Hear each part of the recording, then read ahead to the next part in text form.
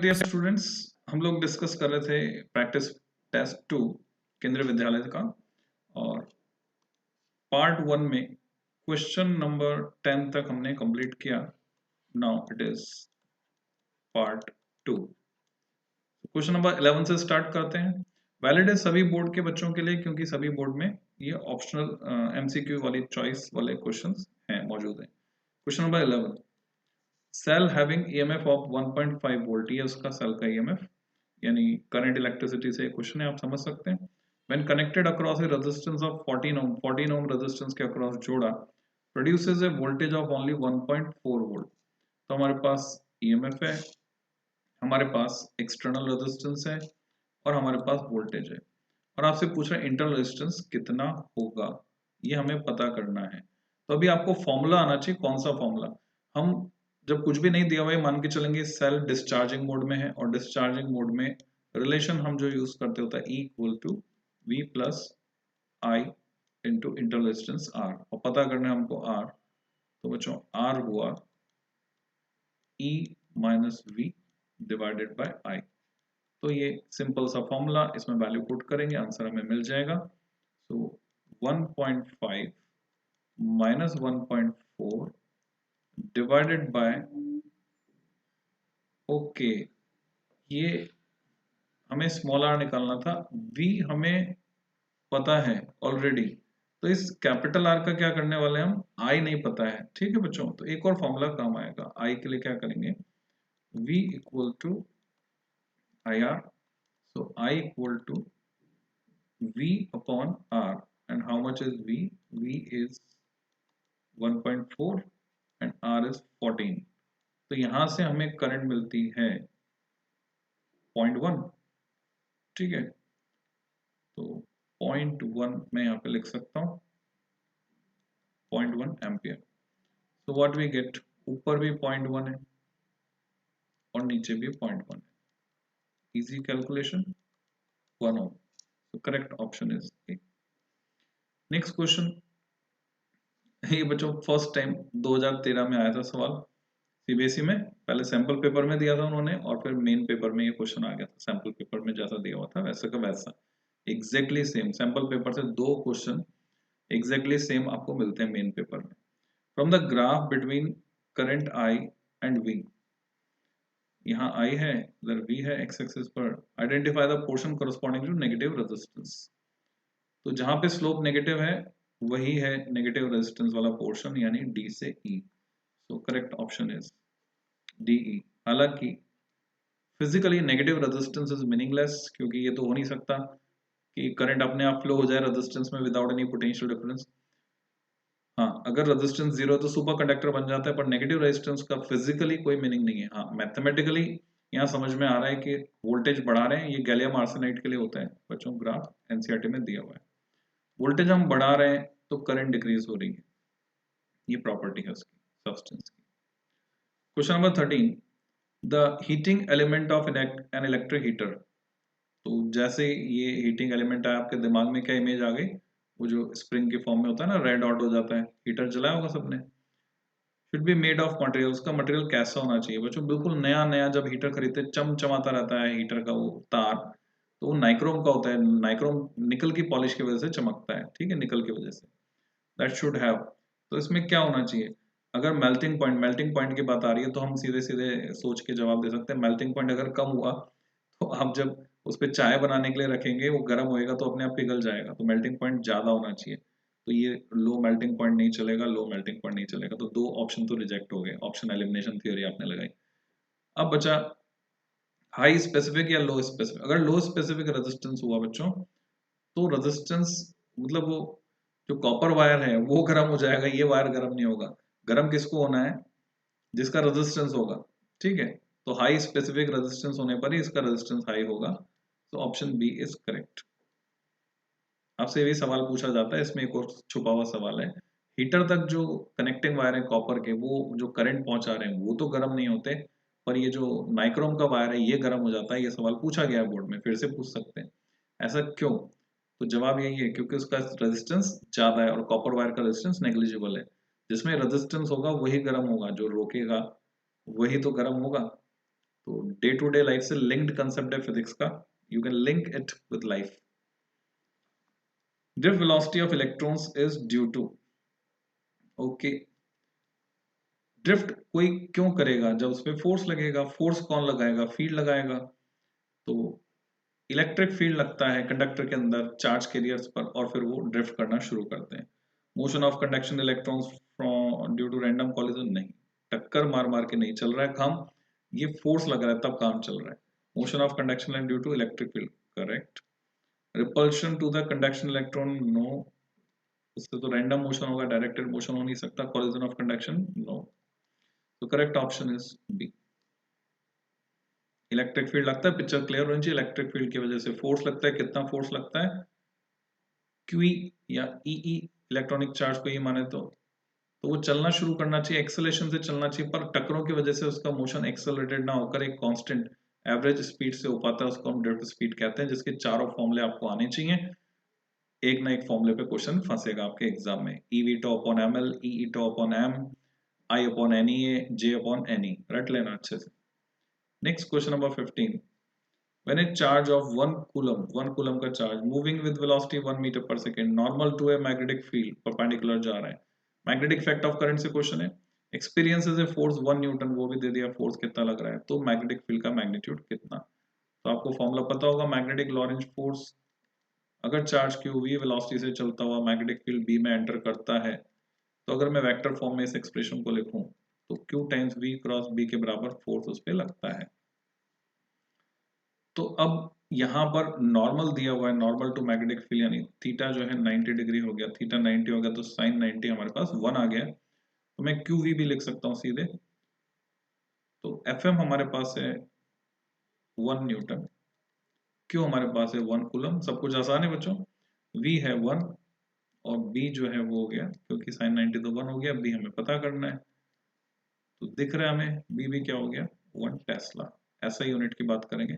बस जो गड़बड़ है वहां पर ये है कि टेस्ला अगर पूरा लिखना है आपको तो छोटे टी से स्टार्ट करके, क्योंकि बड़े टी से स्टार्ट करते हैं साइंटिस्ट का नाम बन जाता है, या फिर हम ऐसे दिखाएंगे 1 टेस्ला लिखने का सही तरीका।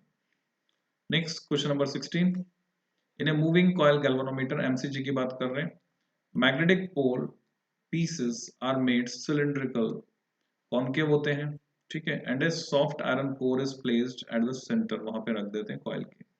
The purpose of doing so, उससे क्या होगा? मैग्नेटिक फील्ड स्ट्रांग होगा, स्ट्रांगली एसोसिएट होगा कॉइल के साथ, और रेडियल होगा। तो रेडियल वर्ड ध्यान में रखें, to make the magnetic field strong and radial, इसलिए यानी दोनों काम करेगा वो जो आयरन कोर, हमने सॉफ्ट आयरन कोर रखी है सिलेंडर, वो दोनों काम करेगा, ठीक है। और पोल पीसेस कॉनकेव होते हैं, थोड़ी सी लैंग्वेज अलग है।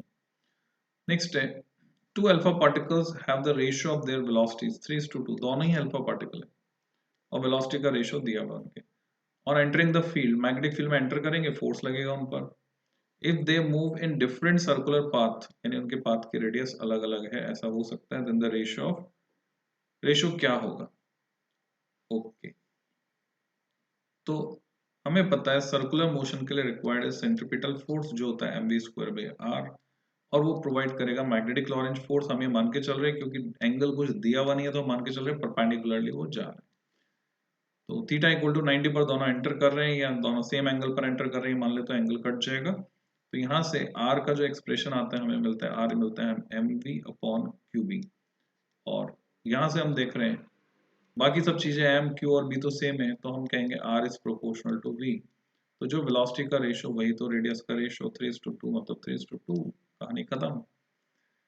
Next question, what is the angle of dip? तो डिप क्लियर होना चाहिए आप, अगर मैंने किसी कंपास निडल को यहाँ रखा, वो घूम कर अलाइन हो गई नॉर्थ साउथ डायरेक्शन में, तो इस प्लेन को बोलेंगे magnetic meridian. Compass needle horizontally घूम सकती है, इसमें मैंने वर्टिकली घूम सकने वाली निडल, डिप निडल को रखा ऐसे, और ये डिप कर गई हॉरिजॉन्टल से कुछ एंगल से, तो जितने एंगल से ये डिप कर जाएगा उसको बोलेंगे angle of dip.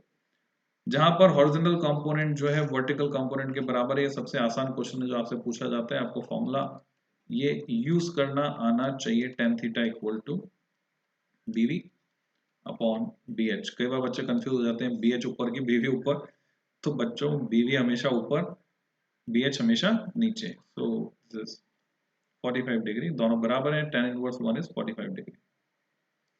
19. Which of the following are the elements of Earth's magnetic field? Field only है ना, फील्ड्स गलत छप गया। तो एलिमेंट्स में हम 3 एलिमेंट लेते हैं, मैग्नेटिक डिक्लाइनेशन यानी alpha, angle of dip theta या डेल्टा से दिखाते हैं, मैग्नेटिक इंक्लाइनेशन। वर्टिकल कंपोनेंट को हम नहीं शामिल करते, हॉरिजॉन्टल कंपोनेंट को एज एलिमेंट हम शामिल करते हैं, इसकी ज्यादा इंपॉर्टेंस हम मानते हैं। तो first, second and fourth, first, second and fourth, B answer is correct. The current increases from A to B। कई बार बोलते हैं कि करंट फ्लो हो रही है, बस फ्लो हो रही, तब तो कुछ होगा नहीं, चेंज नहीं होगा फ्लक्स में, तो इंड्यूस करंट कुछ भी नहीं होगी। अभी आपको लूप में इंड्यूस करंट की डायरेक्शन निकालनी है। अगर यहाँ करंट बढ़ रही है तो मैं राइट हैंड रूल लगाता हूँ, अंगूठे को रखा मैंने A से B, फिंगर्स जो है बाहर निकल के आएंगे लूप में से, यानी इसमें से मैग्नेटिक फील्ड लाइंस जो होंगी कैसे आएंगे, बाहर।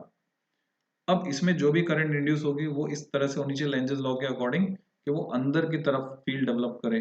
अंदर की तरफ फील्ड डेवलप करने के लिए एक ही रास्ता है कि current flow clockwise, clockwise flow होगी तभी अंदर की तरफ इसको अपोज करने के लिए फील्ड डेवलप करेगी। तो again answer is A. Next is in a coil of self induction 5 henry, आपको कैपिटल L की वैल्यू दे दी गई है। The rate of change of current is 2 ampere per second, आपको di/dt दे दिया गया है। Then the EMF induced in the coil, आपसे पूछा है EMF इंड्यूस क्या होगा। तो EMF इंड्यूस क्या होता है, इसका क्या रिलेशन होता है, ये आपको आइडिया होना चाहिए। सो अगर आपको पता है L equal to minus E upon di/dt, ये फॉर्मूला जब हम EMF की टर्म्स में डिफाइन करते हैं सेल्फ इंडक्टेंस को, तो यहां से आप सीधे सीधे EMF इंड्यूस निकाल सकते हैं, ये हो गया minus L times di/dt। So we have to put the values simply, और माइनस साइन तो आएगा ही सही। 5 हेनरी, 2 एम्पियर पर सेकेंड, 10, तो minus 10 volt. Negative sign indicate करता है कि उसी कॉस को अपोज करेगा जिसकी वजह से एग्जिस्टेंस में आया है। Next one is which of the following is not a factor to determine the mutual inductance of the two coils. जो म्यूचुअल इंडक्टेंस डिटरमाइन करने में काम नहीं आएगा। म्यूचुअल इंडक्टेंस किस किस पर डिपेंड करता है बिटवीन टू कॉइल्स, तो बच्चों म्यू 0 आता ही है, दोनों के टर्न्स आते हैं N1 N2, किसी एक का एरिया आता है ना। ऐसे फॉर्मूला अगर आपको याद है तो अच्छी बात है, आप कर सकते हैं। और एक की लेंथ आएगी, क्योंकि एक का मैग्नेटिक फील्ड आ रहा है, अब वो किसकी लेंथ आएगी वो आप फॉर्मूला देख लें, जिससे कि आपको रिवाइज हो जाए। ये थ्योरी जरूर देख लें। Current through each coil, current तो आ ही नहीं रही है इसमें।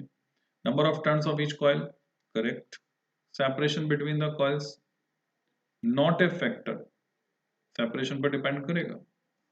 Shape of each coil, yes करेगा, क्योंकि शेप से एरिया चेंज हो जाएगा। तो ये 3 फैक्टर पे करेगा, करंट पर नहीं करेगा। तो सही जवाब क्या हुआ, नॉट ए फैक्टर। ठीक है, not a factor, current through each coil, option A. At resonant frequency the current amplitude in series LCR circuit is. Current amplitude, amplitude word जब भी किसी के साथ मिला दिया जाए तो पीक वैल्यू या मैक्सिमम वैल्यू IM या I0 से हम उसको दिखा सकते हैं। रेजोनेंट फ्रीक्वेंसी पर क्या होता है, LCR सर्किट में करंट हो जाती है मैक्सिमम, तभी तो हम उस कंडीशन को बोलते हैं कंडीशन ऑफ रेजोनेंस। कितनी हो जाती है, वो फॉर्मूला भी लिख देता हूं मैं, न्यूमेरिकल भी आ सकता है बच्चों इस पे एग्जाम में। I0 इज V/R, क्योंकि ये जो Z है इंपिडेंस वो R के बराबर हो जाएगा।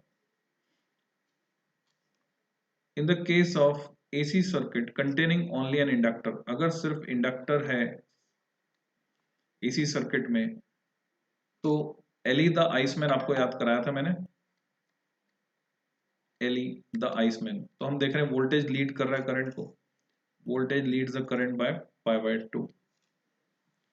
याद आ गया होगा, एली द आइसमैन, पुराने वीडियो देखो बच्चों, याद आ जाएगा। और जब कैपेसिटर है तो करंट लीड करेगी। In which of the following circuit power dissipation is maximum, power dissipation किस में मैक्सिमम होगा। ये रिपीट हुआ है क्वेश्चन, पहले भी हमने एक पेपर में किया है। प्योर रेजिस्टिव सर्किट में होगा पावर डिसिपेशन मैक्सिमम, जिसमें पावर फैक्टर मैक्सिमम होगा cos phi 1। हालांकि इनडायरेक्टली पूछा है, पावर फैक्टर आपके सिलेबस से हटाया गया है, तो cos phi 1 हो जाएगा, इसलिए प्योर रेजिस्टिव सर्किट में पावर डिसिपेशन भी मैक्सिमम होगा। बच्चों सेक्शन बी नेक्स्ट वीडियो में मैं लेता हूँ, इसमें इतना ही। तो फिर जल्दी मिलते हैं, टिल देन हैप्पी लर्निंग।